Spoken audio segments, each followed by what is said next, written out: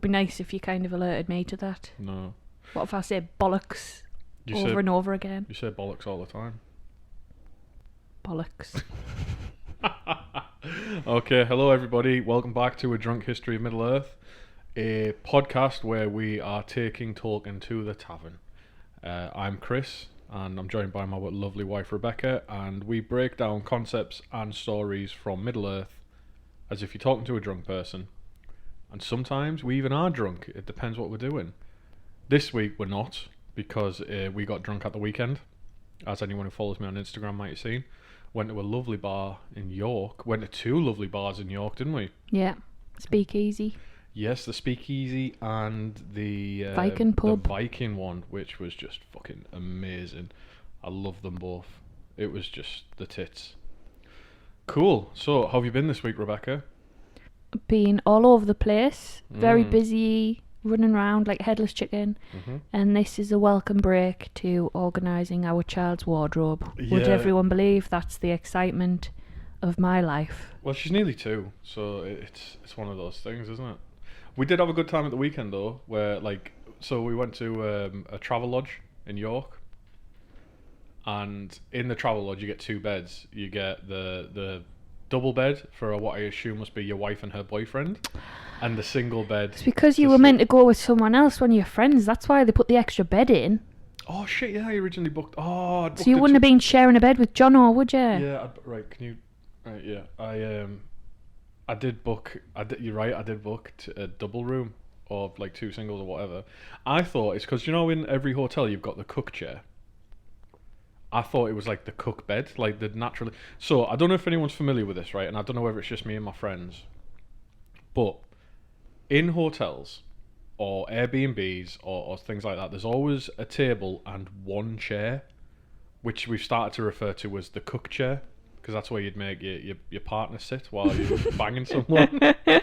So naturally, coming for that, when I saw it yesterday, Smut of the week. well, when I saw it at the weekend, I thought, all right, this is just the cook bed. No, that was because someone else was going to go with you. Yeah, and you would have asked for 2 beds. Yes, okay, I remember that. Yeah, all right. I forgot you were like my 4th choice to go away. Yeah, So brutal. We still had a good time though. We had a really good time. Yeah, because I had the full-size bed to myself and you slept in the cook bed. Yeah, dude. I was drunk and I was like, right, I'm taking full advantage of this. I'm not going to be woken up by a child, and I also don't want to have to cuddle anybody. So you were like, are you coming to bed? I was like, yeah, I am. And then I turned over and went to sleep. I was already in bed. It was great. So rude.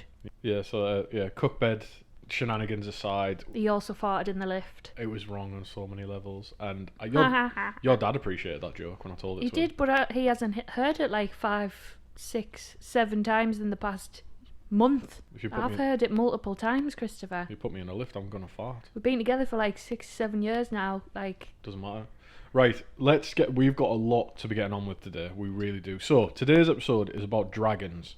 We're gonna cover who they are, where they came from, the named dragons. There's not that many named dragons in Tolkien's works, which I was very interested in. I also went deep into the etymology and got really excited about it. So when you were tidying the clothes away earlier, I was finishing the script and I ran out and I was like, you won't believe this, you won't believe that. And I've got so much to share with you that I'm very excited about. However, we do have quite a different beginning to the episode, because a friend of the show, Chris Hitchcock, is again, I think we've mentioned him before, but he's a nice lad who follows us on Instagram, and we always chat about Tolkien and what have you. And he sent us a voicemail, which I've never experienced before. I'm glad to say it wasn't him wanking. You have had a voicemail before though, haven't you? Yeah, I'm sorry, I have had voicemails before, but I've not had someone email me a voice note kind of thing with a question to answer. So I thought we'll answer that question first on the show, then we'll jump into dragons. Chris's question isn't related to dragons, but again, whatever. So going forward, if anybody wants to do the same, by all means, email us lotradhome@gmail.com. Follow us on Instagram. You can get there by just searching for us or on your socials. And we're always open for a chat. So I'm going to play Chris's voicemail, and then me and you will chat and get into how we think we can answer this, because funnily enough, I already had the answer ready before you even answered the question, just because of other research I've been doing. So yeah, without further ado. Hello, Chris and Rebecca. This is Chris Hitchcock in Charlotte, North Carolina. Big fan of you guys. Love the podcast. Keep it up. Keep up the amazing English accents that sound so cool to us silly American guys. Hey, I just wanted, I don't know if you guys will ever do like answering voicemail type of stuff on the podcast, but if you do, here's a question that I've always struggled with as a Tolkien nerd, scholar, whatever you want to call that kind of person. So the Valar in the first and second ages, especially in the first age, they constantly seem to be trying to get the elves to leave Middle-earth. Like you have that at the beginning when they first find the elves. You have it at the end of the War of Wrath when they conquer Morgoth and they kick him out into the void, but they still want to bring all the elves back to Aman and back to Valinor. I get confused by that, especially because they seem to make the elves feel guilty for staying. Why? Didn't Middle-earth was created by Eru. The Valar themselves had a hand in creating the different creatures, the different, all the things that are on Middle-earth, the Ents, the dwarves, the mountains, the valleys, the rivers, the trees, everything. They had a part of that. And it seems besides like Ulmo, who's very attached to Middle-earth, most of them are really content to just be like, oh, Middle-earth, it's fine. You guys deal with your own problems. Why? Why is that? And why do they constantly pull this desire to make the elves leave and then feel guilty for not going? I always was confused by that. I know it's a made-up story and we're just enjoying it as fans of Tolkien, but was something that maybe you guys can help me understand. Maybe something I didn't pick up on. So love the podcast. You guys keep rocking it. Yeah, I'm saying just like y'all do. So just keep it going. Keep up those great English accents that we can't do here, but we try to do to just sound like you guys because we just think you sound so smart. So that's it. Cheers. I think we can answer this. Now, I showed this to you at the weekend. You made a very good point about our daughter. In particular, do you remember what you said? So, 1.1, lovely voice, very relaxing. 2, I saw it from the perspective of a parent. So if Autumn in the future decided, I want to go and live in a country that women are really disregarded, don't have any sort of human rights, I would honour her decision because she would be an adult at this point, but every opportunity that she came home to visit or I went to visit her or any opportunity I found where she was open, I would try to convince her to come home because you'll always love your children. So I was in the belief that of course the Valar are going to want to bring the elves back home and convince them, because they're in a bit of a shitty world at the moment and they would want them to have the best of the best because they created them. Yeah, fucking spot on. Yeah, my notes on that when we were talking about it was simply like, would you want your daughter or son to go and live in Syria or Ukraine at the moment, knowing the dangers? And I think it's about as simple as that. Like, the Valar love the elves and they feel responsible for them, and you know, they think they're mint, so why wouldn't they want them? However, I wouldn't be a nerd if I didn't go and have a look at this properly. So I'm going to read, I've got a few different sources and a few different things that I've pulled together that support that argument. And on page 60 of my copy of the Silmarillion, which is a second impression from a 1979, it's not rare or anything. It's described online as a good floppy book because it is floppy as fuck. Like his dick. Shut up. There's the chapter of the coming of the elves and the captivity of Melkor. And the Valar are discussing what to do with the elves now that Melkor is in prison for 3 ages, which we've covered recently. And the quote goes, "Then again, the Valar were gathered in council, and they were divided in debate. For some, and of those Ulmo was the chief, held that the Quendi should be left free to walk as they would in Middle-earth, and with their gifts of skill to order all the lands and heal their hurts. but the most part feared for the Quendi in the dangerous world, amid the deceits of the starlit dusk, and they were filled moreover with the love of the beauty of the elves, and desired their fellowship. At the last, therefore, the Valar summoned the Quendi to Valinor, there to be gathered at the knees of the powers in the light of the trees forever, and Mandos broke his silence, saying, "So it is doomed." From this summons came many wars that afterwards befell. So that for me pretty much answers it. There's Ulmo's answer of like why does Ulmo want them still in Middle Earth? He believes in them enough to think that they could heal what Morgoth has done. So they're talking about the dangers of the Starlit Dusk, right? The dangers of the Starlit Dusk is everything Morgoth has done, everything Melkor has done, because remember he marred the world. So that is the simple answer, is that they wanted to protect them, and that, of course, out of love, at every opportunity, at the end of the War of Wrath, they say, "Get on the fucking boat, you need to go home." And some of them do, and some of them don't. But let's go a bit further, right? Guilt tripping is a tool that everyone will use to someone they love, right? Most people will use to someone they love if they know that. So as well, we go back to the point of Eru made it clear, and the Valar have never tried it, but that anybody who tries to force the children of Ilúvatar to their will, even if you have good intentions, it won't end well. So the Valar know they can't force them to do it. And just like if like when our daughter's a teenager, we won't be able to force her to do something because it just means she's more likely to rebel against us. And so guilt tripping is a tool that the Valar are gonna have to use. We might have to use it. I wouldn't be above that. Like I'd do anything to protect the people I love. Like especially my child. So if the Valar have to resort to guilt tripping, then fair fucking dues.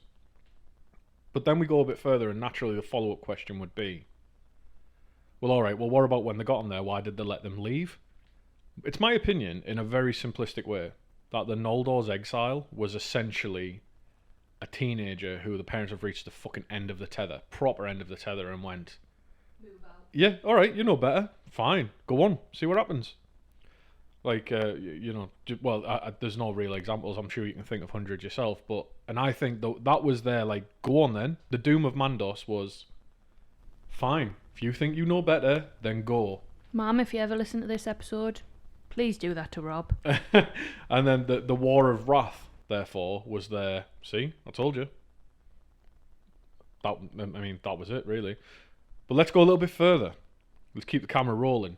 And I've got a quote here about why Middle Earth was dangerous to the elves, like why the Valar saw it as something that they needed to be protected from. Because you might be like, yeah, well, Melkor's he's shit, but he's far away in the north, like he's in Autumnal, and then he's in Angband, and he's locked away for 3 ages of the world, blah blah blah. But we take this from the marring of Arda. So there's a book called Morgoth's Ring, which is part of the History of Middle Earth series. Not Drunk History of Middle Earth, that's what you're listening to now. There's another series called The History of Middle Earth. And the quote goes, Melkor incarnated himself permanently as Morgoth. He did this so as to control the Hroa, the flesh or physical matter of Arda. He attempted to identify himself with it. A vaster and more perilous procedure, though of similar sort to the operations of Sauron's with the rings. Thus, outside the Blessed Realm, i.e. not Aman, all matter was likely to have a Melkor ingredient, and those who had bodies nourished by the Hroa of Arda had, as it were, a tendency, small or great, towards Melkor. They were none of them wholly free of him in their incarnate form, and their bodies had an effect upon their spirits. To gain dominion over Arda, Morgoth had let most of his being pass into the physical constituents of the earth. Hence, all things that were born on earth and lived on and by it, beasts or plants or incarnate spirits, were liable to be stained. So Morgoth, we've talked before about how Morgoth gave up his power to be a Valar properly, and he was bound in physical form. Yeah. He did this because he put so much of his power into being physical that he corrupted the very essence of Arda, like literally down to particles. And that's why the Valar, I think, understood this in terms different how we're talking about it. but they understood that it was dangerous for the elves because they would literally constantly be surrounded by him. Yeah. It's only in Aman and Valinor that they can't. I don't even think all parts of Aman, because Ungoliant lived in the south of Aman at one point, so I don't think that was fully free from evil. But Valinor, He's a pollution. yeah, that's exactly it. He's a pollution. He's stained the world. Everything has been tainted by him. And as the elves are mainly creatures of Fëa, i.e. spirit, that eventually their bodies would go and they could be reincarnated from the halls of Mandos into new bodies. Bodies that might not be tainted by Melkor. So that for me answers the question. I mean, Chris, if I missed the point of what you're on about, then frankly it's your fucking fault. I'm just messing. But no, that's my answer. Now, we could leave it there, or we could go one step further. The last thing about Chris's question I'm going to go on to is the logical follow-up. Well, why don't they treat humans the same way? And again, the research I've done, in my own opinion here, is that the Edain, or Atani, or humans, or men, whatever, they weren't tied to the fate of Arda in the same way that elves were. Like, if men get tainted by Morgoth, then it's a big deal, fair enough, but eventually they're going to go to Eru anyway, and we'll come to what Eru says about that. So they weren't tied to the fate of Arda, and the Valar knew very little about them, so they just kind of had to let them do whatever, because you remember that men, humans, they can cause surprises in the Great Plan, in the Ineffable Plan. And also, it might have been because Melkor got to them first and corrupted them, humans. And there's a tale called the Tale of Adanel, in which it's told how Eru spoke to humans when they first woke up. So you're in the Silmarillion, everything we've covered so far, we've not really talked about humans a great deal, because the Silmarillion's about the elves, yeah? Well, in the Tale of Adanel, that talks about how men first woke up and that Eru spoke to them. But Eru wanted humans to be wise. Eru wanted them to learn by themselves, so he never gave them direct answers when they asked for help. And so a lot of humans stopped talking to Eru. And it's in this time that humans were desperate for a teacher, that a teacher appears amongst them. He's described as looking like them, but of greater stature. And who do you reckon that was? How long do I have to pause before you answer? No, who do you think it was? So Eru stopped talking to them. Like, they've stopped talking to Eru. Morgoth. Morgoth appears amongst them. So it's mentioned in the Silmarillion that Morgoth, when he goes to Angband, he only leaves once or twice more. Once is when he fights Fingolfin, and the other time is when he disappears for a short time, and he's here far away in the east, corrupting men, corrupting humans. So they wanted a teacher, and lo and behold, a teacher appeared to them, and it was Melkor, or Morgoth, whatever. And eventually he turns them to worshipping him, and as a result, so there's a time where men build a temple to Morgoth, and at one point everybody bows down to him, and it's at this point that Eru speaks for the last time to men, and he says to the effect that because of this their lives will be shortened, and that eventually they're all going to come to Eru anyway, but they've done a big fucky wookie by worshipping Morgoth. The Tale of Adanel to me is fascinating, and it's part of it's part of another tale called the Athrabeth Finrod a Andreth, which means the debate of Finrod and Andreth, which is Sindarin. Finrod's an elf, and Andreth is a mortal woman, and it's during the Siege of Angband, which is about 400 years in the First Age. And this whole conversation revolves around the differences between humans and elves, and it's pretty touching in some parts, because it turns out that Andreth is in love with an elf, and she's asking why he won't return her love, and Finrod gently kind of lets her know why. And it's during times of war that elves don't want to mate, and the elf she's in love with is scared of her mortality and stuff like that. So it's pretty cool. Right, I think that you need to do this as a separate thing. I've done that. Was because we are 22 minutes in. I told you this was going to be a long one. We haven't even spoke about dragons yet. We haven't, but that was the end of it. So, Chris, you've had your 15 minutes of fame. You can fuck off now. You've had your attention. We've got an episode. I did tell you that this is a long episode, right? This is a biggie. Dragons, right? I'll put a timestamp for anyone who wants to jump straight to dragons. But dragons. One of the mysteries left by Tolkien. Because we don't have all the answers. However, I read an interesting paper by a guy called Randy Johnson. Ooh, That's Randy. Randy Johnson. That's just horny dick. Like, I was reading it and I read the whole paper and I was like, shit, this is good. This is interesting. And then I saw the name. It was like paper by Randy Johnson, and I was like, that's just slang for like Dirty dog. If his name is 100% that and it's not like an internet name, I'm very sorry, Randall. However, otherwise, Randy Johnson, that's early 2000s internet name, isn't it? Like, It's such a good name. it is, isn't it? Like Randy Johnson. I think that's great. Anyway, I don't know why I keep repeating the name. I'm gonna summon him like Beetlejuice. He wrote a paper on a blog called Cogitamus Accurate. I don't know if I've fluffed that anyway, but it was philosophy based. And his whole that paper was the argument that dragons came about by the union of Maya and Beast. And what was interesting is that the first part of this paper is he mentions that even though we don't have all the answers for Tolkien's world, it is consistent enough within itself, the world and the way it's built, that we can deduce more than we're given specifically. Which Yeah. I thought was a very interesting point, that we know enough about Tolkien that the things we don't know, we could probably make a fairly good go of explaining it. Yeah, like when people say, what do you think Chris will want from McDonald's? Yeah. I could do your order, couldn't I? Yeah, Because I know you that well. I'm consistent enough. Yeah, I'm consistent enough that you could make a good go of it. yeah. And that if I was Tolkien and Lord of the Rings was like that Middle Earth was a McDonald's order, that even if you got some things wrong, I could understand why you'd done that. Yeah, and probably there's times where I might get something wrong, but actually it's what you really, really, really internally deep down wanted. You just don't know yourself well enough. Chris, I didn't get the burger you wanted. I got the burger you needed.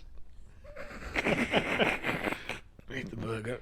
Chris, just eat the burger. It's true though. Yeah, it is. Right, right. We've got a lot to get through, so let's not talk about food. I just don't want people to get bored of your voice because you've spoke a lot already. It's a fucking podcast.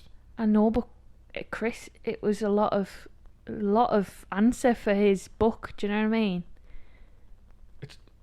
I'm right. Who's tuning in this and thinking I hate his voice? Who's listening every week and thinking I hate this cunt's voice? Sorry, dragons. Carry on, darling. I'm just confused how you think this works. Who tunes in and thinks, I wish these cunts had shut up. I want to listen to dead air. Just carry on. Fucking hell. Right, dragons. What are your understanding of dragons? What do you think of when you think of dragons? Is there any particular dragons you think of? I think of the dragon that guards the treasure at the castle at Loch Ness. Oh, from that film? No, it's the book. Have we not got a book? Oh, okay. For Yeah, we do. We got one for our daughter. Yeah, when we were in. Yeah. We went on our little. And mini like honeymoon. they guard like hoards. Mhm. That's the vibes I get. Yeah.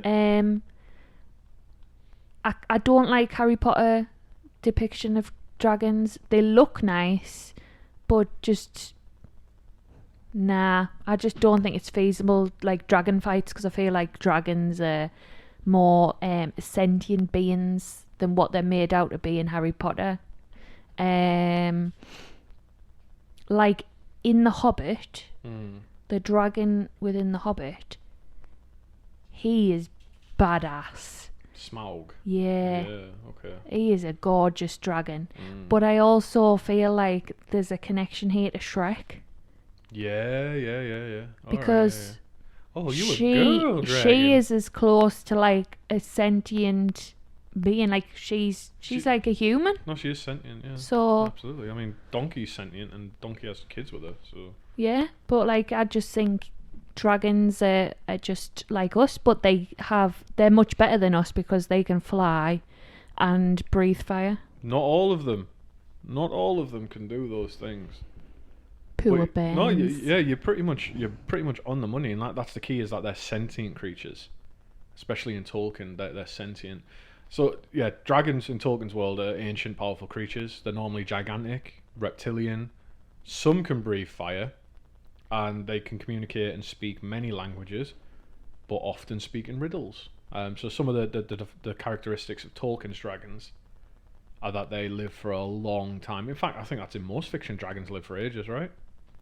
I can't think of any like story where they're like, oh, the dragon's guarding the treasure. Oh well, he only lived for 4 years. Let's just come back when it's dead. Is the Jabberwocky a dragon? I think it's its own thing, isn't it?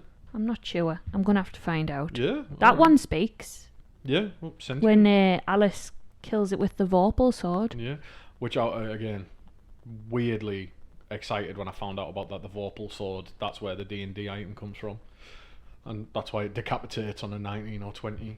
Anyway, but yeah, they live for a long time. Glaurung is the first dragon, and he's described as not fully grown, and he first appears in the year 260 of the First Age, and he causes a big ruckus. He fucks up Dorthonion and Ered Wethrin, but then he's forced back, and he goes back to Angband with his tail between his legs, and he's not seen for another 200 years. Now, just like the orcs, there's no mention of good dragons, so we just kind of have to assume that because they were created by Morgoth, they're all evil. And there might be good ones, but again, like the orcs, they never come into the story, so we never see them. And this goes back to our point with the Vanyar elves, that like a lack of conflict is you need conflict for a good story. So the a good dragon, unless it was in conflict with a bad dragon, wouldn't be super interesting to write about from a literary point of view. We can deduce, and this is about again the consistent world. We can deduce that dragons come from eggs. One, because they're reptiles. And two, because in Unfinished Tales, Glowin, Gimli's dad, makes a comment that, this is in Unfinished Tales, he makes a comment about a dragonette new from the shell. So, again, comes from an egg. And, yeah, the dwarves of Erebor, again, internally, they must be a pretty good experts in dragons, so I'll kind of take their word for it. They had a lot to do with them. Should we get into the language? Yes. Right, this is an area of the podcast that I am getting. This is where I'm learning the most, I think. Like, I'm getting crazy knowledge from that. The origins of the word dragon in our world, the earliest I could find that in the most simplistic route was Greek to Latin to Old French to Middle English. The Greek form of the word was drakon, and a little tidbit here is that drakon is thought to mean I see or sharp glance. So that was interesting, given that like snakes' eyes always look like they're open or like they're really bright. It kind of took me aback knowing that drakon means I see, given how much of a hypnotic power dragons have. So I thought like Tolkien really must have played into this, which was just like wow. And generally, like, you hear about dragons being hypnotic in like old stories and stuff like that. So to find out that the actual word right back in like ancient Greek means to look, sharp glance, to see, whatever. The Greek then evolved through Latin, and in Latin the word became draconem, which was often shortened to Draco or Draco. So shout out to the Hogwarts motto. And though these two forms refer to any large serpent, not just like a mythical creature. And then from Latin we go to Old French, where it became dragon, and I looked for a pronunciation, and the closest I could find was dracone, which was probably not how any French person pronounces it, and would likely punch me in the face if I said that to them. Any French people want to let us know how to pronounce that? Yeah, if anyone knows how to pronounce that in Old French. I don't even know the difference between New French and Old French, but the Old English term though, so we went from Old French to Middle English, but somewhere in between there was Old English, right? And our term for dragon is drake, which is fucking hilarious because it just means king of the ducks. Which I love that like somewhere in our language history, ducks became dragons, and that maybe a drunk person, probably a few drunk people, like walking through a pond and they get like, oh, it's got wings, it's huge, like it's gonna breathe fire. But yeah, just wow. Fuck knows how they got conflated, but language is crazy, and here we are. In Tolkien's Legendarium, however, dragons often get called worms or longworms, and sometimes it would refer to the wingless dragons like Glaurung, but other times it could just refer to winged ones as well, like Smaug. And the root for the word worm is in Old English with worm, which with a Y, like Wyrm, and the Norse Ormir, which means serpent. Jormungandr in Norse is called the Midgard Snormir, which just means the Midgard serpent. So there is lots of routes. There is lots of routes you could take to get to dragon through language, and Tolkien just went yes and took them all. The Quenya language, which is the ones that the elves speak in Valinor and what the Valar speak as well, is Loki, and the plural being Loki. Another noun for dragon in Quenya is also Anguloki, or Anguloki, and any dragon that could breathe fire was called Uruloki, and Uru means fire. So like the way it works with the Elvish languages is basically whatever type of dragon it is gets put onto the beginning of it. So Uruloki is fire drake, and then in Sindarin the word for dragon is Lug, and for a sea dragon or a sea serpent it's Limlug, and that's how it kind of gets built up. Quite straightforward descriptions, just like how like we keep coming back to language, like how Saruman's names all translate to like wise old man. Yeah. All the dragons come back to this type of serpent, that type of serpent. And yeah, that's logical. Yeah. There's another one that I think bears mention, but I didn't do much research into this. But elves in Tolkien's early writings, like the Book of Lost Tales and what have you, they used to be called gnomes. So before elves were elves, they were gnomes. I know, right? You're laughing, and it's not gnomes in the way that we think of them. It was like I think at one point all elves were called gnomes. Then just the Noldor elves were called gnomes, and eventually dropped it and went with elf. But the elf gnomish had its own language, and dragons had their own name in that tongue as well. Which the name for dragon in gnomish was Fuithlug, which means dragon who guards treasure, and a she dragon was called Uluk. So I don't know why he dropped the entire language. But that would probably be something else to look into. But you sound drunk saying them names. I feel mental. Like this flip floop flip floop floop floop floop flip floop floop. This subject was so much more involved than I thought it was going to be. It was mental. So that's the language done. What type of creatures are dragons though? Where did they come from? Where did they go? Where did you come from, Cotton Eye Joe? And again, it proves very tricky because there's many theories, but some don't hold as much weight as others. I'm going to shout out from the top. There is a theory that does not hold any weight. There's no real evidence for it. It's just anecdotal, but I would have loved it to be true. Dragons are corrupted dwarves. I didn't do any research on this, but I heard it. Some mad cunt somewhere said it. And they were like, yeah, they love gold, they're mental, they're greedy, they're hard as fuck. And I thought that would be fantastic. And again, it comes back to Tolkien has a self-consistent world. Yeah, like the proportions and everything are off. Exactly. The vibes are totally off. So we couldn't have that. But I understand the logic. I'd like it to be true. There might be a parallel, but they're not. There's no evidence for it. So, however, some theories say dragons are just animals. Wrong. They're far too sophisticated for that. They can speak loads of languages. They're very subtle, which is important because parrots can speak, but they're not subtle. They speak in riddles. Again, massively sentient. Are they asexual? No. They will fuck, and we'll come on to that. And dragons are able to lead and command armies. Like Glaurung commands an army of Balrogs and orcs at one point. And Gandalf was concerned that how Sauron would use Smaug and it was potentially, I think, hinted at that or mentioned that he could be used to lead the armies of the North against like the free peoples of Middle Earth. So yeah, it'd be far too simplistic to think of dragons as just beasts that are going to be let loose. It's not. So I've got a couple more theories. These are the main two that I want to cover. The first one is that dragons are Maiar. It's plausible. There's a line, but there's a line in The Hobbit where Thorin talks about the dragons mating in the Withered Heath, and the Withered Heath sounds like a way to describe like an old woman's fanny. You have to lower the tone, don't you? Reginald, would you like to visit the Withered Heath tonight?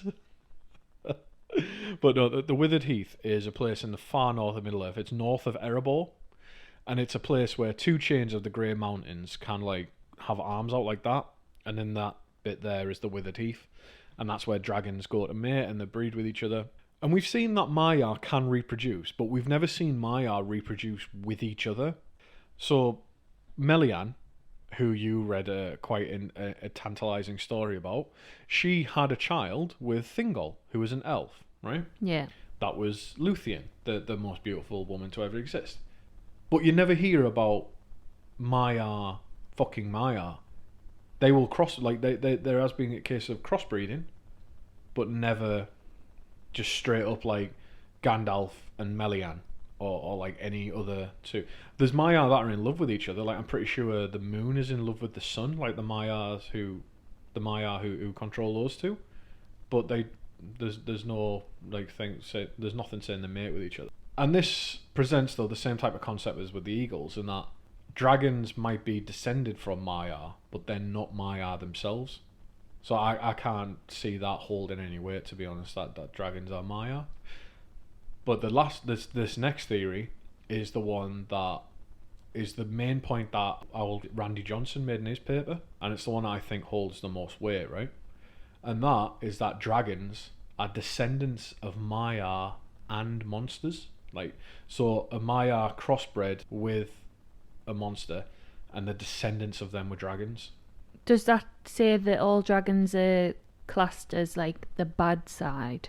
Well, we've no evidence for good dragons. You know how we have like, we're saying the eagles are like the greater good. Are we just ultimately classifying dragons as bad? I think we have to, because we've got no evidence to the contrary. Okay. And they are imbued with a spark of Morgoth's soul and malice. And are they fickle? Because if they all love treasure... They're not fickle, no. They're incredibly subtle and greedy, but I don't think they're fickle. Like, they couldn't be bought. You couldn't stop a dragon from killing you by buying him off, because he'd kill you and take it anyway. And he probably had your whole inventory in his collection anyway. And they lay plans. Like, they have very subtle plans, dragons. I could be a dragon, I think. Yeah, but they're very subtle and very greedy. Kleptomaniac. So if we go back to the paper by Randy Johnson, that was his main theory, is that dragons are a result of a union between Maiar and monsters, and that a Maiar took on the form of something compatible with mating with like maybe like a giant lizard or a giant snake or something. And my own theory, which I mentioned to you on Saturday, we were like 3 cocktails deep, and I was like, well, if Tolkien's a Catholic, then I think it's a snake. And that is my theory, is that this started, because they're described as serpents, but that it started with mating a Maiar with a giant snake. And that would fit the Catholic theme quite nicely, you know, like the snake in the Garden of Eden. Yeah. And it being a representation of an enemy of good. So I can't remember where the Catholics stand on like Satan and the devil and what have you. So I'll err on the side of caution and just call it the enemy, or the enemy of good, or the representation of evil. And also, this does back up a little bit. I am backed up a little bit, because in the Silmarillion, Sauron takes on the form of a snake when he's fighting the Hound of the Valar called Huan, and he's like a wolfhound of the Valar.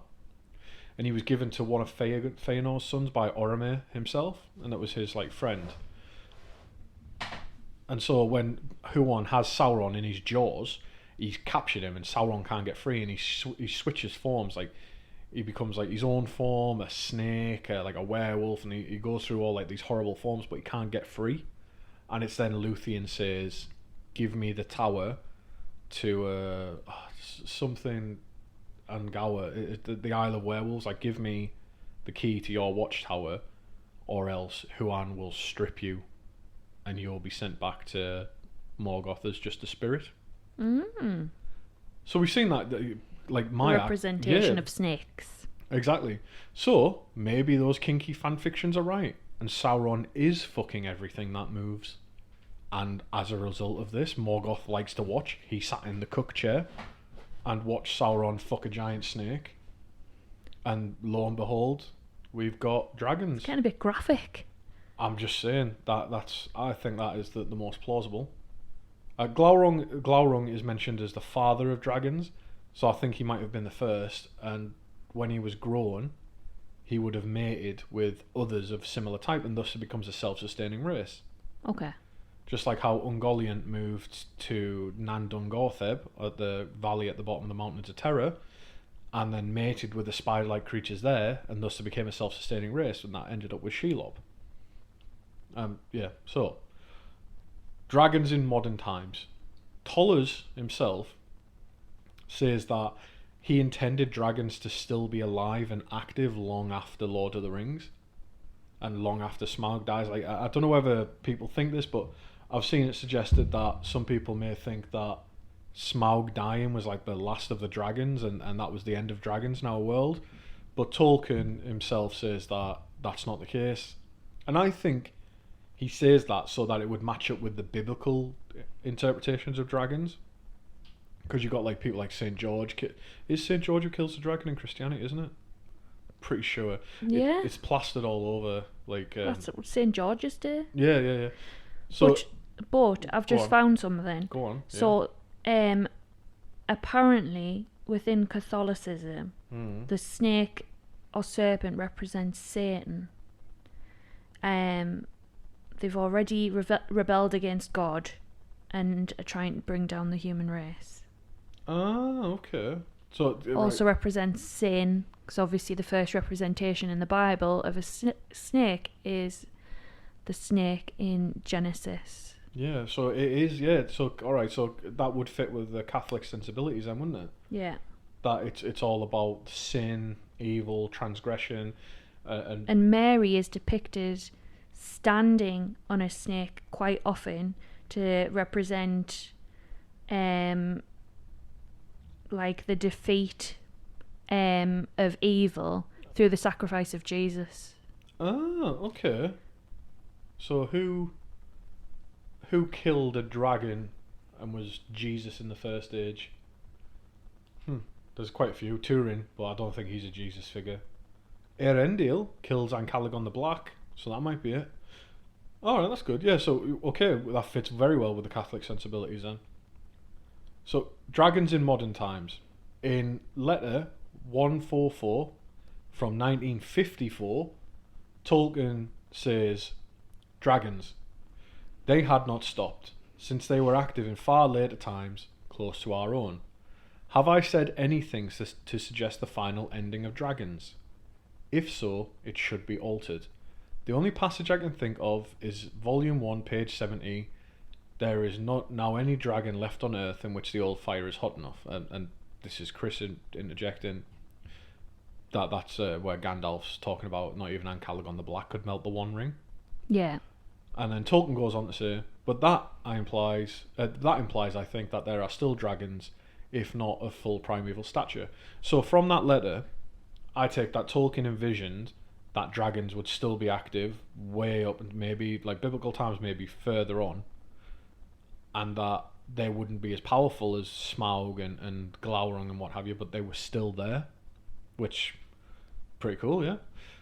No, this is the bit, right? There's the least notes I've got on this, but it's the most interesting. So I posted a picture to Instagram a few days ago about the different sizes of dragons. in Middle-earth. I think I showed you. Mm. But the fact of the matter is, like, they're not super... Tolkien didn't really go into great detail in it, so it's very much left to your imagination. I like to imagine they're as big as they're depicted. But they range from massive to fucking huge on a very scientific scale.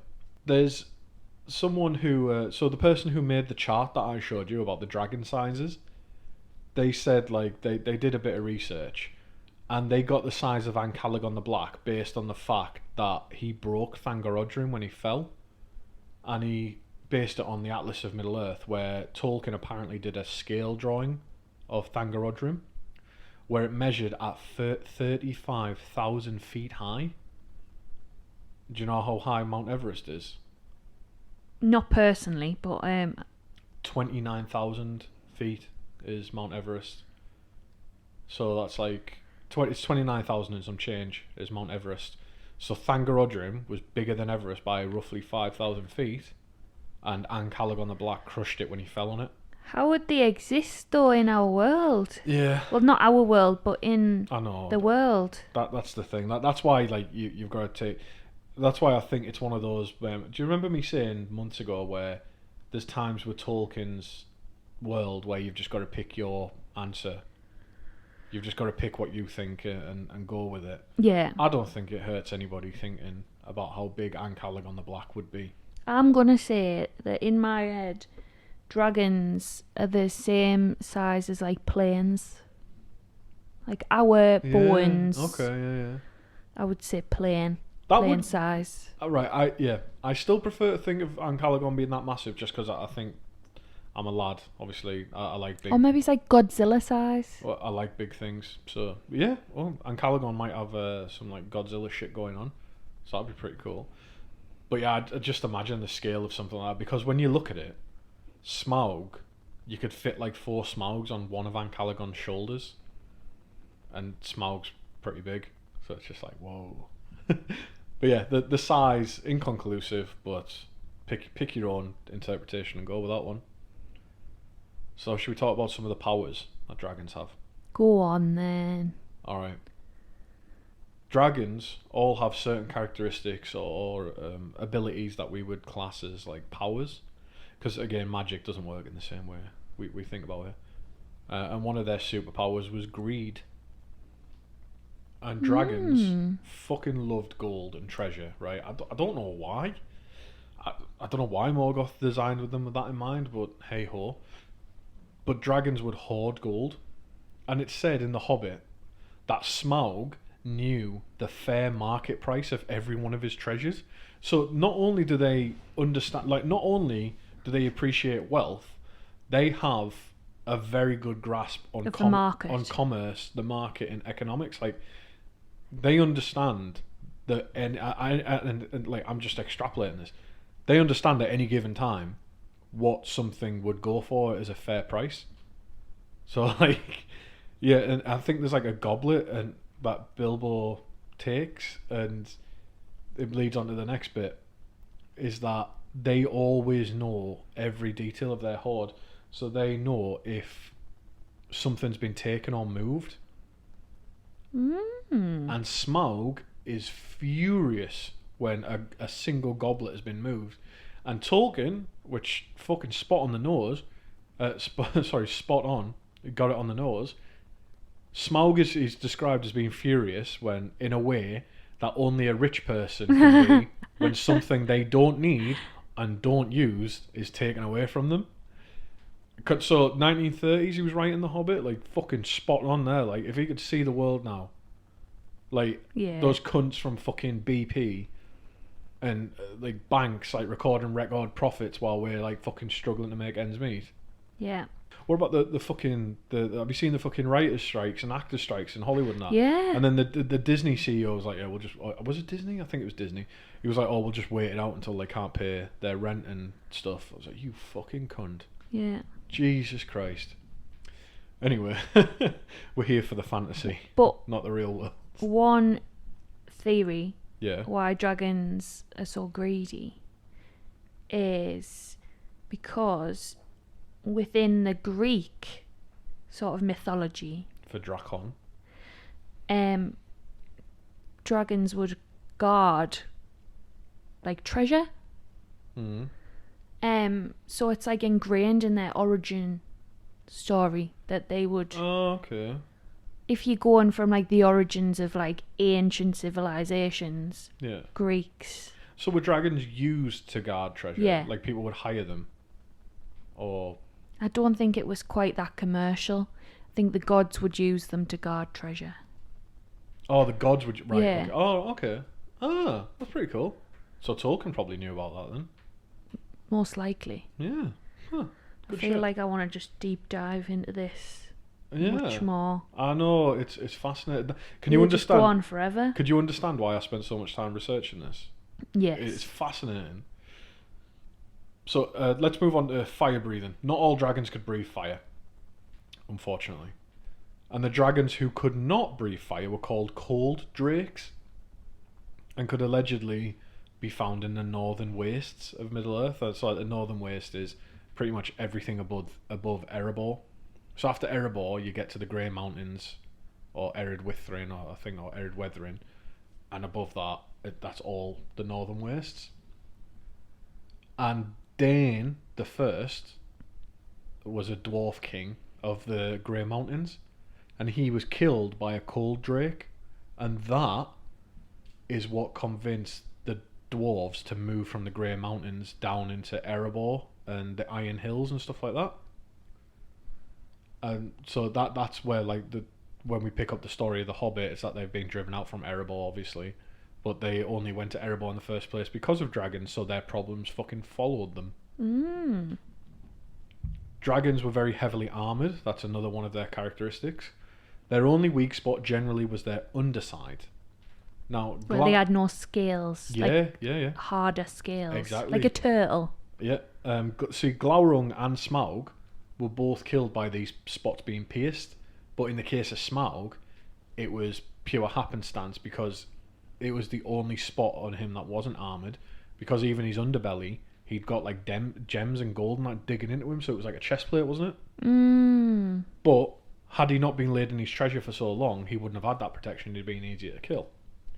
With Glaurung, though, he was killed by Turin Turambar, stabbing his sword Gurthang into his belly as he passed over a narrow gorge.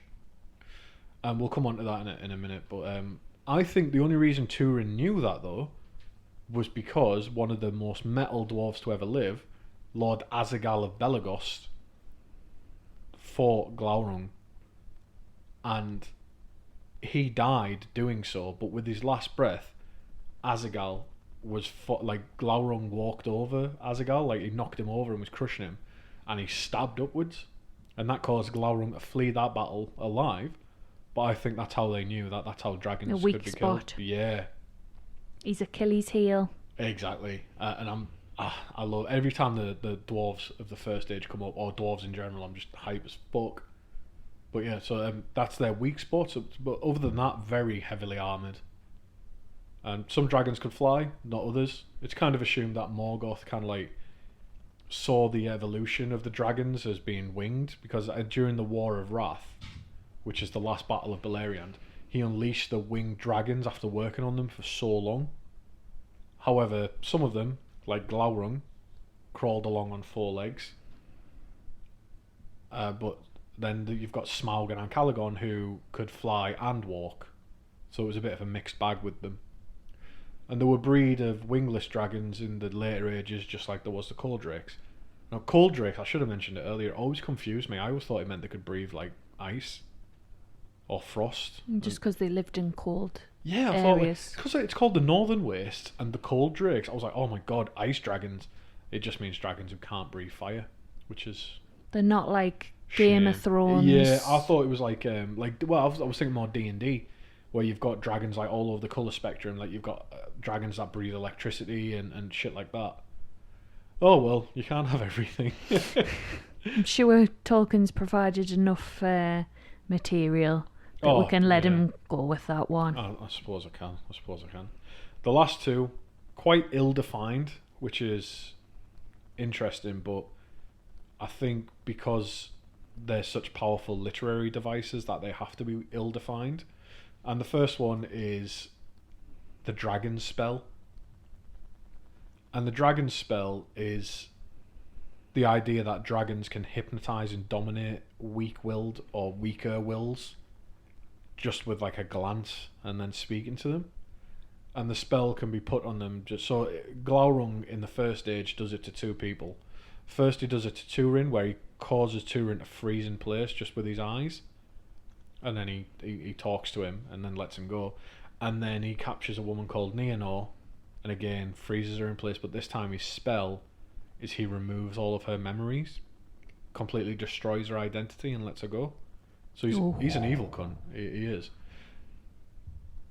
So that's like an instance of the dragon spell, and then Smaug displays that as well. Because if you've only saw the films, you wouldn't understand this. But when Bilbo is sneaking around Smaug, he feels a compulsion to reveal himself, even though Smaug can't see him and doesn't know who, what, or where he is. He just knows there's someone there. But the power of his dragon spell is so much that his will is almost like, and Bilbo's ready for it because by this point people know about dragons and Bilbo knows the stories and how they speak in riddles and what have you, so he's prepared for it. But even though he's prepared for it, it's still hard to resist. And the last power is the dragon sickness, and this is explored. I dare say this is explored more in the films, the Hobbit films, than in the book, where your mind gets twisted and inspires like massive greed in everybody who comes in contact with a dragon horde. And I'd liken this actually to how Morgoth tainted the world by putting himself into it, so that, as we mentioned earlier when we were answering Chris's voicemail, is that everything has a component of Melkor's malice in it, Morgoth's malice, to the point that a dragon horde is exactly the same. A dragon has been with that treasure for so long that their greed and ferocity is just imbued into it, which also gives credence, obviously to being creations of Morgoth. Dragons would have a spark of his malice or his spirit somewhere in there, because it's also mentioned at various points about dragons being aspects of Morgoth, because like when you look at Glaurung, you're seeing the malice of Morgoth, essentially, which again is another, adds to the well, it's not so much a theory, but it's just kind of an aspect of them, is that they've got the evil will within them. Now, as I mentioned earlier, there's not many named dragons. Two of them are very well explored in the amount of content that's on, which is Smaug and Glaurung. There's Ancalagon, who there's very little about, but captures the imaginations of most people, myself included. Then there's Scatha, who is got a surprising amount of story, despite never really being mentioned anywhere. And then there's one called Gostir, who Tolkien, the absolute bastard, we only know about Gostir because he wrote a very small piece about language and etymologies of different words, and he's talking about Gostir, which means like dread, and he just goes, Tyr, which means glance, as in Gostir, the dread dragon, and never fucking mentioned him again. It's a side note on language, and he just drops a whole dragon name. Absolute bastard. He's just trying to tease and tantallate. He knew I was coming along. He knew it'd drive me mad. Smaug. Let's cover Smaug first, shall we? Be the one you're most familiar with, right? Mm-hmm. Yeah? Yeah. He is described as the last great dragon of Middle-earth. And in the year 2770 of the Third Age, he attacks the Lonely Mountain and Dale, coming from the north with what's described as the sound of a hurricane. And he kills or drives everyone away. And he becomes king under the mountain. He's essentially a de facto dragon king, and hoards all their treasure to himself. And we talked about this actually when we were in Somerset, when we were drinking in the orchard. We were talking about Gollum. But Smaug, his name means to squeeze through a hole. So the word Smaug is the past tense of the word Smugen, which is an old Germanic word. But this is my favourite one. In Old English, the word Smeag means worm. So I like to think that... Smugen is my favourite one. Smeag is probably the most accurate one. It's just Old English for worm. But I like the idea that because he squeezed through the front doors of the Lonely Mountain, that he's squeezing into a hole, and that's why he's called that. Who knows? Neither Christopher nor Jolkin are around to ask about it, so, you know. When he first appears in the story, though, did you know that he's considered a young dragon? No, and how old do they live for? Centuries. So how old's a young dragon then? My best guess, right, based on Glaurung, is I'd say like 200 or 300 years old is still considered young, and in about half maturity. But that's just like some proper finger in the air maths. But you know, he was described as young, but he was obviously old and strong enough to take over the fucking mountain. Which is a shame because it do you know, like, we've time and time again we've come back to how Middle Earth is a world in decline. You've got the first age dwarves of Belagost, who've got masks that can withstand dragon fire, and axes that can hew through dragon scales, right? Yeah. And a lord that with his final breath pierces a dragon's belly. And then and that's the first dragon, and Glaurung is much bigger than Smaug is, by the way. And then you've got the dwarves of Erebor, who a young dragon drives them away from their kingdom. Like, they cannot do anything against it. And it comes back to that about them being like a world in decline. Do you know what I mean? Like, it's so sad hearing about how Glaurung was especially how they can have that technology. Yeah. And then it's not somehow passed on or gets lost or forgotten. Yeah. To the point where people can't defend themselves against a very younger, dragon. smaller dragon. And he didn't have all of his gems on him yet. He could still have been slain. Like, it. Yeah, I mean, I wouldn't do any better against a dragon. I'm not saying I would, but you know, to see the dwarves have fell so far, it's a shame. Now, the events of the Hobbit don't need repeating, but obviously you know that he's slain by Bard, who is a descendant of Girion, Lord of Dale, and Bard fires a black arrow directly into the only vulnerable spot that Smaug has, which is the left side of his chest, not covered by gems. He falls into the lake, and fun fact is that his bones and the gems and the gold all remain there. Nobody dares to go into the lake where Smaug died to get the gems. Given what we know about dragon sickness, that's probably for the best though, right? Yeah, I mean, I don't think anyone would be able to even hold on to one piece, would they? Nah, straight up end. It'd just be like Smeagol and Deagle. Yeah, that's what I'm thinking. It's the ring, isn't it? Yeah. It's the same sort of pull. Now, this I only found out today about Smaug, which I think is pretty cool. I did some research into some Norse poetry, and Tolkien said that Smaug's personality is based on the dragon Fafnir from the Norse versions of the Sigurd story, which, funnily enough, involves someone killing a dragon by laying in a pit and stabbing upwards as the dragon walks over them, which we'll see we'll see in a second with Glaurung, because he has the exposed underside. And in some versions of this Sigurd story, Fafnir and Sigurd talk before Fafnir dies, and the dragon warns him about the curse on his hoard. So Sigurd says, "There's a curse on my hoard," and sure enough, right, Sigurd then eats Fafnir's heart, and when he tastes the blood, he can understand the language of birds, and the birds tell him that the blacksmith who sent him on the quest is going to try and steal the gold. So then Sigurd ends up killing the guy out of greed. So it's, you know, we can see where these kind of stories come from. Yeah. So as I mentioned, there's a dragon we know nothing about called Gostir. All we know is it means dread glance, and he's one of the dragons of Morgoth. That's all I can say about him. Oh, Tolkien, you little cock tease. There's Scatha, who is a cold drake of the Grey Mountains, and Scatha was killed by a man called Fram, who was son of Frumgar of the Eotheod. And the Eotheod are the people who are the ancestors of the Rohirrim.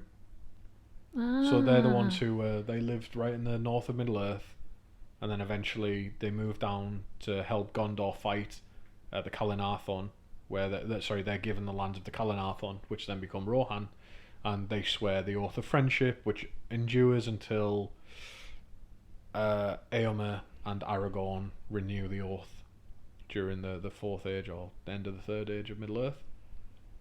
But this is pretty fucked up, right? This is pretty fucked up, this story. And I had no idea about it. But Fram meets a bad end because he reclaims the dragon hoard. And the dwarves of the Grey Mountains say, that is our treasure. Scatha stole it from us. Can we have it back, please? Or being dwarfs, they probably said, give me it back. So what Fram did instead is he sent them the teeth of the dragon and said, jewels such as these you will not match in your treasuries, for they are hard to come by. And apparently the dwarves saw this as an insult and killed him for it, which is a shame. If it had been me though, if I'd have been one of those dwarves, I'd have probably made some like really cool dragon teeth weapons. I thought you were going to say like jewellery there, like you know when you used to go on holiday and you could get like a shark tooth on a necklace. Yeah. Be like wearing some dragon teeth. I can only imagine something that was lost in translation, and Fram was an absolute cunt about it. But I don't, just from looking at that, I don't think he's wrong. So did they get his hoard? Well, this is the next bit. Some of the hoard stayed with the Eotheod because Eol brought it south to Rohan, and the only reason we know this is because after the War of the Ring, Éowyn gives Merry Brandybuck the Hobbit, she gives him a horn to blow, and that comes from the hoard of Scatha. Right, okay. So if the dwarves got the hoard back, they didn't get it all. Yeah. And at least some of it came south to Rohan. And just a last note on Scatha is that the name is in a representation of an Old English word which means injurer, robber, or enemy. So on that drawing there, is that a Rohan helmet? No, that is the dragon helm of Dor Lomin, which was made by the smith Telkar, who also made Anduril. And I'm pretty sure it allows you to withstand dragon fire. So it's very similar. It's similar kind of to the dwarven war technology. It was dwarven technology. Telkar was a dwarven smith, and he was regarded as perhaps the best smith to ever live. Debatable, except perhaps for Matan, who taught Feanor all he knew. But yeah, the dragon helm of Dor Lomin, I'm fairly sure, was made by Telkar and allows Turin to withstand dragon fire. And then it becomes, I don't know what happens to it after that, actually. I know it's in the Rings of Power, it's in Numenor for some reason, but that's just fan fiction, so fuck knows. The next one is Ancalagon the Black, and a dragon I wish we knew more about, but we just don't, unfortunately. The size of him makes me think he was a big lad. He enjoyed a chippy tea. He was chunky. Had a big badongadong. Those big dragon cheeks. Let me slap them. Smut of the week. Let me slap them scales, boy. Despite being the biggest and perhaps baddest of the dragons, even his fire wouldn't have been able to destroy the One Ring, as mentioned by Gandalf, which I think that's interesting. That makes you reconsider just how powerful the enchantments on it are. Yeah. That if the biggest dragon to ever live couldn't fucking do it. And remember that dragons destroyed or consumed 4 of the 7 dwarvish rings. And Ancalagon's name in Sindarin means rushing jaws, which makes me think of like, do you know, like in games and that, where there's a dragon and just before it does its attack, it like goes and like draws its breath in. Yeah. Makes me think it's like that, or like when Godzilla does his atomic breath attack. Who knows? In Noldorin, the name means biting storm, which is cool. So Sindarin and Noldorin is very, very similar. And in Old English, Ancalagon could mean Andraka, which is just enemy dragon. And again, because there's not much we know about Ancalagon, I can actually read you the full amount of where he appears in the Silmarillion. Because he was released during the War of Wrath with the other winged dragons. It was like Morgoth's kind of like last hurrah. They very nearly win the war for Morgoth. Like the host of the Valar has attacked, and you know, like we discussed last week, they sent all the Vanyar over, and all the elves from Aman have come over to help and kind of sort it out. Yeah. As well as like Maiar and what have you. But the winged dragons are unleashed, and they come with firestorms and thunderbolts. And when all seems lost, the quote from the Silmarillion is, "But Erendil came, shining with white flame, and about the Vingalot were gathered all the great birds of heaven, and Thorondor was their captain. And there was battle in the air all the day and through a dark night of doubt. Before the rising of the sun, Erendil slew Ancalagon the Black, the mightiest of the dragon host, and cast him from the sky, and he fell upon the towers of Thangorodrim, and they were broken in his ruin. Then the sun rose, and the host of the Valar prevailed, and well nigh all the dragons were destroyed." End. That's pretty much it. The only other thing that The beginning and the end. Yeah, the only other thing I can mention about Ancalagon comes from outside the Legendarium, in that in earlier versions of Tolkien's writings, he had Turin, who was a man, pegged as the one to kill Ancalagon during the Dagor Dagorath, you know, the end battle, Yeah. the final battle. And this threw me for a loop, because this mirrors a very particular version of Norse mythology, in which Sigurd, who we mentioned earlier, kills the dragon Fafnir, which we've talked about. But apparently at one point, Odin also hoped that Sigurd would slay the Midgard Sormir, or Jormungandr, like the world serpent, which always messed me up, because I always thought that Thor and the serpent would kill each other. That Thor would kill the serpent and the serpent would have poisoned Thor, and that's how they both die at Ragnarok. So yeah, apparently there's a version out there where it's not Thor who kills the world serpent, it's Sigurd who has already killed a dragon. The greedy bastard. It would make sense though, because he's already experienced. Yeah, no, true. And now we're going to come to the last part of the episode. Phew. Fuck you. Jeez. And perhaps the saddest and most devious of the dragons. Saddest for the things he does, he's not a sympathetic character. Glaurung is the last dragon we're going to talk about today. And he is the first and the father of all dragons. He couldn't fly, but he could breathe fire. His name allegedly means golden worm, which I always imagined it was black, but yeah, apparently he's golden coloured. Or it might be the colour that he goes when he's breathing fire, you know, like when he's like lit up from the inside or something. But yeah, weird. In the year 260 of the First Age, 260 for those not paying attention, he was forced. He's described as half grown, and then once he comes out, he fucks up Dorthonion, blah blah blah, and then he has to go back to Angband, and Morgoth is pissed that he revealed himself too early, and he's grounded for 200 years until he's fully grown, and then he's allowed back out, and then the next time he comes out is during the year 455, during the Dagor Bragollach, which is the Battle of Sudden Flame. And this is where he leads an army. So we see a dragon leading an army, and it's an army of Balrogs and Orcs against the Noldor and their allies. And they were victorious, and they burned huge swaths of land. Like, they fucked things up. And that was considered a victory. And then he was seen again during the Nir Naeth Anoediad, which is the Battle of Unnumbered Tears, or just Unnumbered Tears, which was a shit show for everyone involved. It was one of those where it's like, you won, but at what cost? Yeah. Like one of those kind of battles, which was just horrible. And Glaurung was surrounded by the Metal Boys, the dwarves of Belagost, and it's at this point Glaurung realises that his skills are not impenetrable, because even though he's fully grown and armoured and everything, the dwarven axes are still fucking him up, and it enrages him.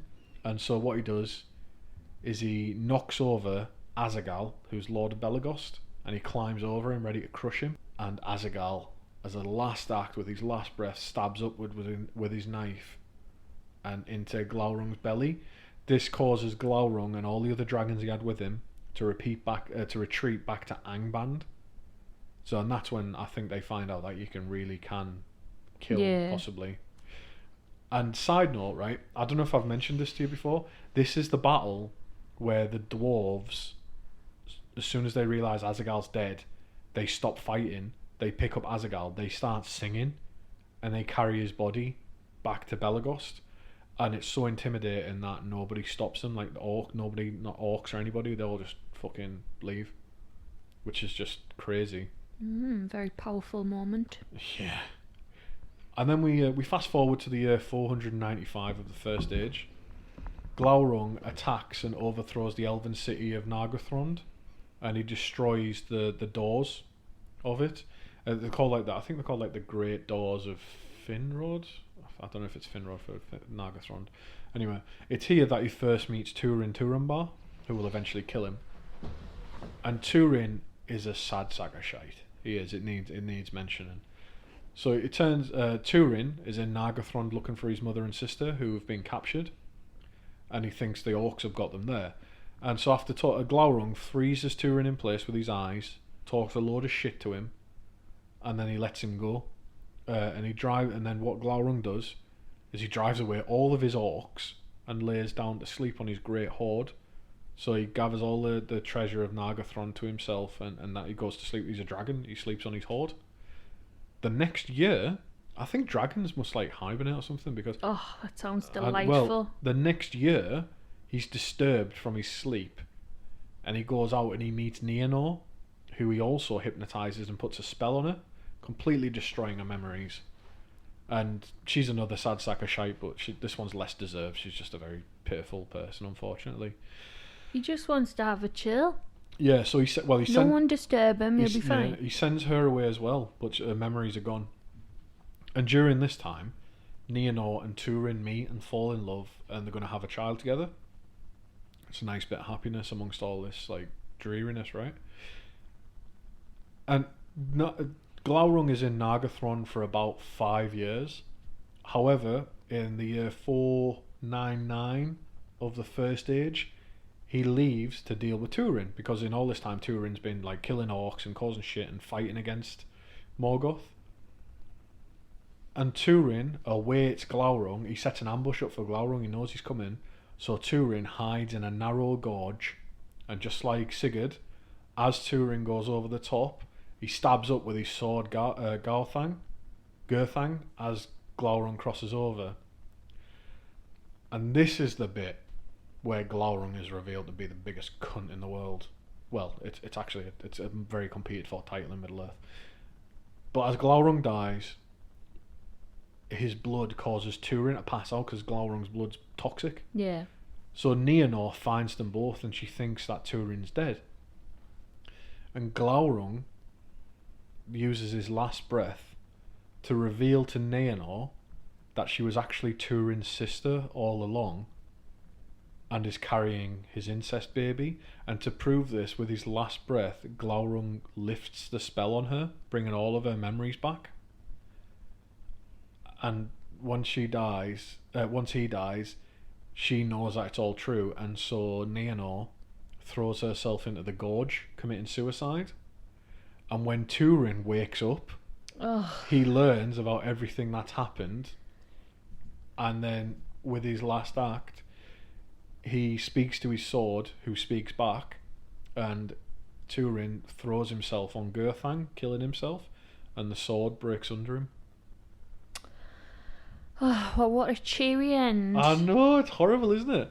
There's other dragons that need to be mentioned, which didn't make it into this. I wish they had, right? But there's an elven city of Gondolin, where dragons attack that, and they're described as being massive, and they actually like break the walls of the city. But in early versions, Tolkien had written them as metal dragons, that orcs like rode inside, so that breathed fire. So Tolkien essentially had written tanks into the story. And because the Fall of Gondolin was written beginning in like 1916, 1917, I can only assume that it was so close to his experiences in World War One, like just coming out of it, literally just coming out of it, that they made it in, and then perhaps with reflection later on, he took them out, realising it didn't quite fit. It just makes you wonder, these creatures that are so capable of so much destruction and malice, why don't they just destroy everything? Well, yeah, I think eventually... It must just be the greed that stops them, because they think, oh, I can lie down for a couple more minutes because I've just killed a few people, so they're not going to hassle me for a little bit. And then someone else turns up and like, oh, gold. And that's their motivation.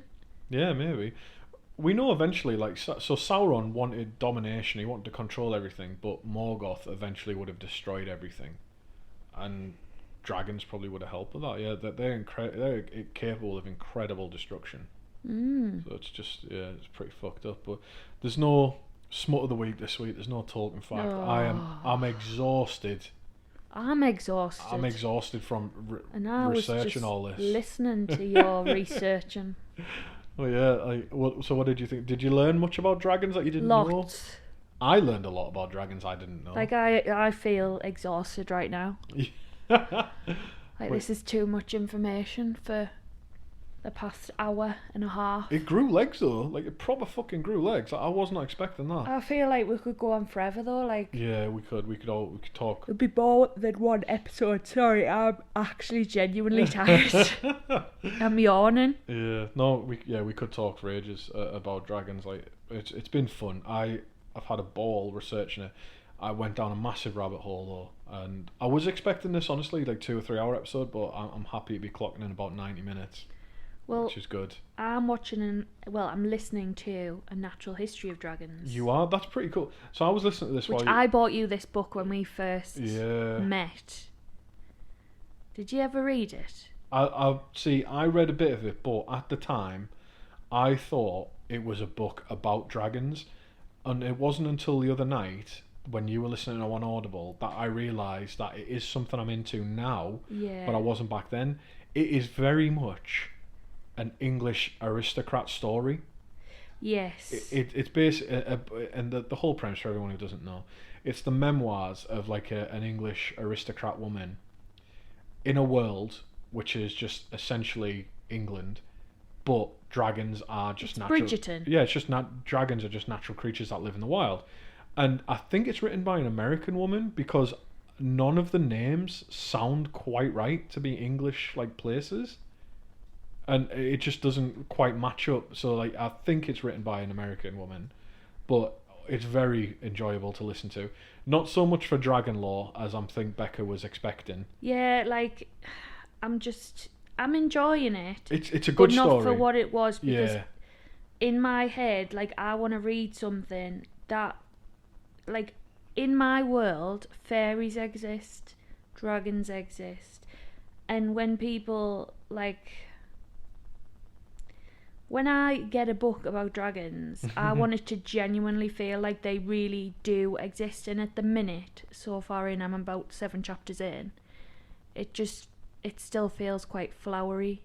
Like, it doesn't feel like they actually exist. And I want them to...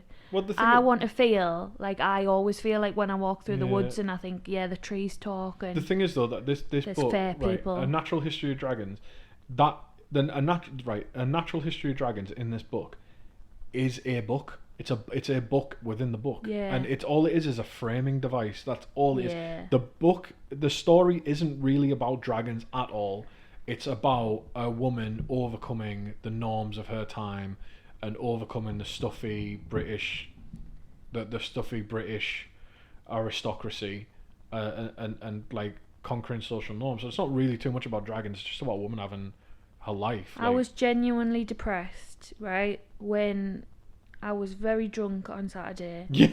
I was like, that's 10 hours, you know. You're not going to be able to listen to it before we record the episode. You were like, no, that's 5 hours. I bought that book and I was like, in my head, because I was that drunk, dragons were real things. Yeah. So then when I saw, it was like, oh, a factual thing, and I was like, yeah, dragons are real. And then when I woke up in the morning, I realised that I was being a dick, because of course dragons aren't real things. But in my head, especially when I was drunk, I was like, yeah, I'm going to get this anatomy book of dragons and I'm going to ace this podcast. Anyway, I'm going to go and have a long lie down and listen to the rest of this book. Yeah. Right. I hope you've enjoyed it. As always, get in touch if you have any questions, anything you want to talk about. So I'm going to say goodbye from me, Chris. Goodbye from Rebecca. Bye. Bye.